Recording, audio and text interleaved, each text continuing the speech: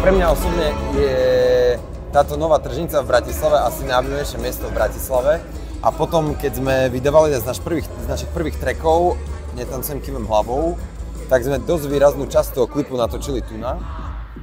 To bol asi dôvod, prečo sme, keď sme dostali možnosť tu urobiť koncert, alebo keď to nejak vzniklo v tých debatách, tak sme z toho boli nadšení a rozhodli sme sa ísť do toho. Áno, ale dôležité podľa mňa pozaznamenať to, že chalani z Urban Marketu, čo robia, tak oni prišli s týmto konceptom a pre nás to bolo hneď samozrejme, že to tu zahráme.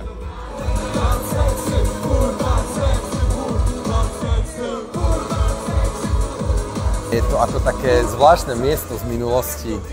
Je to tu fakt veľmi zvláštna atmosféra a prvýkrát som sa tak detailne obzrel, keď sme tu točili ten klip a bol som z toho zafascinovaný.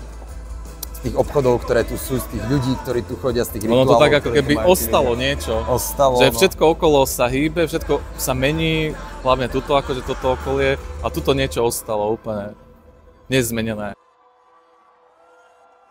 Ja som mal osobne veľké obavy toho, že ten zvuk by bol tu katastrofálny, lebo všetko predpovedá tomu, že to tu nemôže dobre znieť a opak je pravdou, no, že ono to fakt dobre znie. A že dobrá akustika.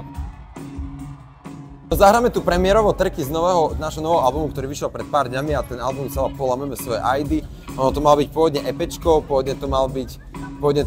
celá tá nahrávka mala byť o niečom úplne inom, ale vplyvom udalostí sa z toho stal album, ktorý je o láske v čase nastupujúceho fašizmu, policajnej brutality a politických vražd.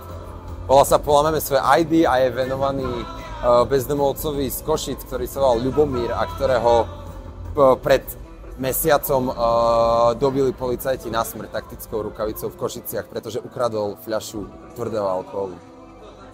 Radi by sme vás pozvali, teda tých, čo tu dnes nie ste, na zajtrajší koncert, ktorý bude síce opakovaním tohto dnešného koncertu, ale zároveň možno to nejak špecificky pokazíme a bude to originálne. Možno si niečo nachystáme.